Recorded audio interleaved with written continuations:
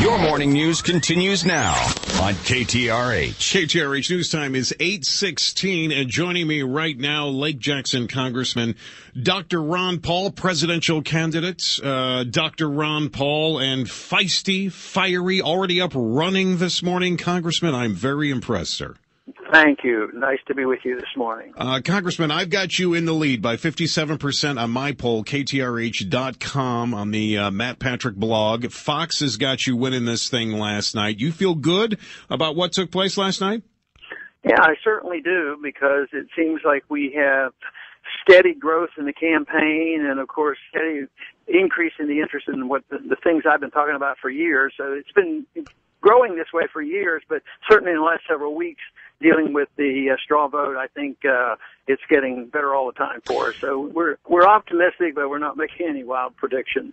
Congressman, obviously last night there was a lot of back and forth between you and Santorum about Iran, and I just want to take you back a little bit. If I can just kind of paraphrase, and correct me if I get any of this wrong, it appeared to me, it sounded to me, as it did to Santorum, that you are okay with Iran's nuclear program, and you are, I guess you were suggesting that we should just basically leave them alone and let them develop nuclear weapons if they want to do that. Did I get that wrong?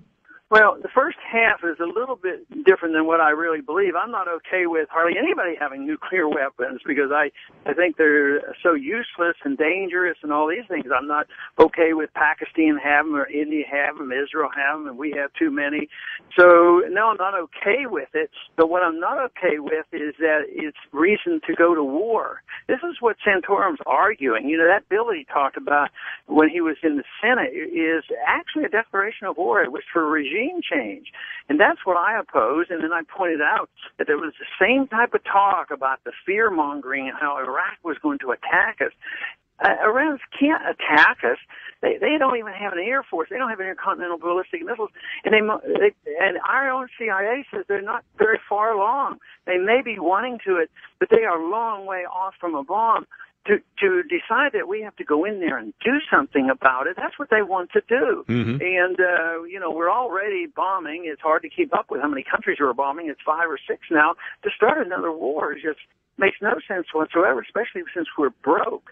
So, and I also made the point that, you know, we stood down the Soviets and they had 30,000 of these, and this country doesn't even have one. And the other point is they are so third world, they can't even make enough gasoline for themselves, and they have all this oil, and we're supposed to be intimidated by them? We just don't need another war.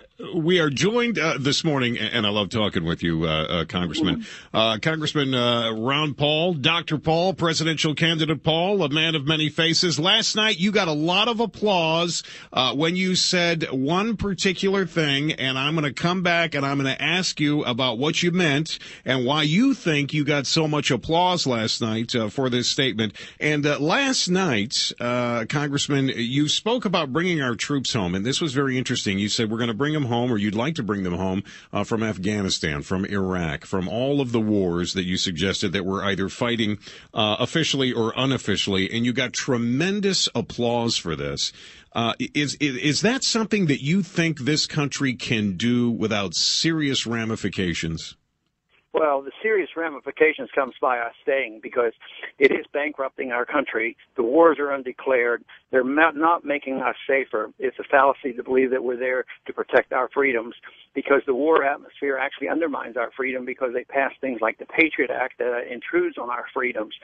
So, no, we cannot sustain it, either because it undoes our national defense, and it's just spending these trillions of dollars.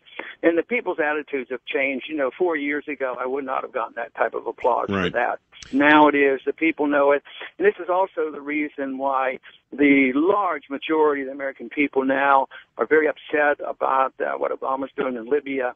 I cannot believe if they understood exactly what's going on with Iran, they will not be very anxious to start a war with Iran either. Congressman, one final question here. You are number one in my poll on my website, KTRH.com. You're number one as far as the people saying that You won this thing last night on Fox's poll. You've run for president before. You've never had a huge showing. You're running again. You win all these polls, but you never seem to do well, when it comes election time. Does this bother you? I mean, does it ever depress you? No, not really, because I'm always surprised on the upside. 4 years ago, my expectations were not super great, and I thought we did better than I ever dreamed of, and we walked away from that with a huge organization of young people and supporters, and that motivated them to stay organized for the last 4 years. This campaign is many folds further along than the last one, the last campaign 4 years ago. So, and people now, we even have people like Newt Gingrich talking about auditing the Fed. We have the loud applauses for bringing the troops home. So we're winning our arguments. And I'm convinced it's more than politics. You have to change people's attitudes and minds and understanding. So it's an overwhelming task for what I'm doing in the sense of trying to change and reverse 50, 60, 70 years of bad economic policy and a bad foreign policy which has been with us for 100 years.